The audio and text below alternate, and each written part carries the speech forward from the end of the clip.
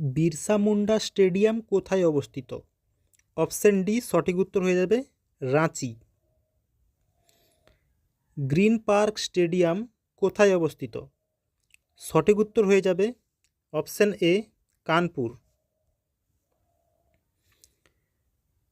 Hamlet Cup নিম্নলিখিত কোন খেলার সঙ্গে যুক্ত?